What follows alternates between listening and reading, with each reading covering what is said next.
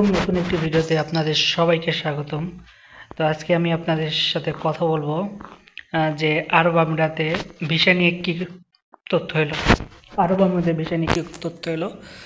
তো আমাদের যে ডক্টর মোহাম্মদ ইউনূসের যে প্রেস সচিব রয়েছেন, তো উনি গতকাল বাংলাদেশের এবং আরব আমিরাতের যে সফর হলো, এই সফরে কি ডিসিশন এলো সেটা নিয়ে কথা বলেছেন। তো প্রেস সচিব বলেন, প্রধান উপদেষ্টার সফরে আমাদের বড়জন হলো, এটা আমিরাতের সাথে আমাদের সম্পর্ক আরও ঘনিষ্ঠ হয়েছে।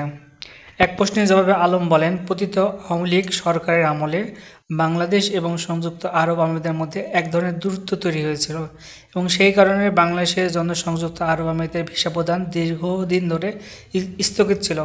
তো অনেকেই বলেন যে ডক্টর মোহাম্মদ ইউনূস আসার পরে আপনার এটা স্থগিত হয়ে গেছিল। এটা আসলে ভুল ধারণা। অ্যাকচুয়ালি ১.৫ থেকে ২ বছর হলো ভিসা স্থগিত রয়েছে। এটার একমাত্র কারণ হলো শেখ হাসিনা এবং তার সরকার। এটার কারণে কিন্তু আরব আমিরাতের সাথে বাংলাদেশের একটি দূরত্ব ক্রিয়েট হয়েছিল।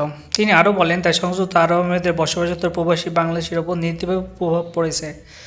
সংযুক্ত আরব আমিরাত বাংলাদেশের জন্য একটি বড় কর্মসংস্থানের জায়গা উল্লেখ করে প্রেস সচিব বলেন, কিন্তু দুই দেশের মধ্যে দীর্ঘ দূরত্বের কারণে সংযুক্ত আরব আমিরাতে চাকরির বাজারে বাংলাদেশি অভিবাসী কর্মীদের প্রবেশাধিকার ধীরে ধীরে হ্রাস পাচ্ছে।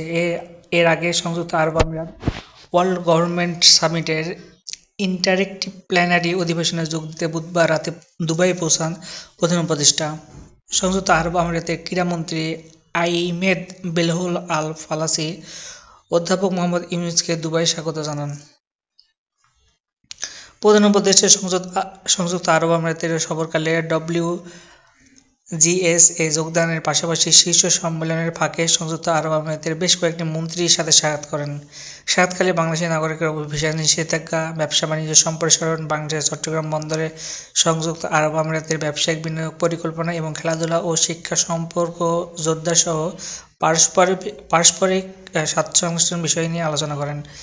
আপনি কি কখনো দেখছেন যে শেখ হাসিনা কখনো আপনার আরব আমিরাতের যে ৪-৫টা মন্ত্রীর সাথে কখনো সাক্ষাৎ করেছে? কখনোই করে নাই। এজন্য তাদের সাথে একটা কিন্তু দূরত্ব ক্রিয়েট হয়েছিল, যেটা ডক্টর মোহাম্মদ ইউনূস কিন্তু সেটা ঠিক করলো। আসলে ইন্টারন্যাশনাল লিডারদের সাথে যদি আপনি কমিউনিকেশন করতে না পারেন, আপনি যদি বলতে না পারেন যে আমাদের এই কাজের সুযোগ রয়েছে, এটার আপনি যদি কথাই বলতে না পারেন, তাহলে কিন্তু হবে না। তো শেখ হাসিনা সেই স্পিকিং ক্যাপাবিলিটি নাই, এবং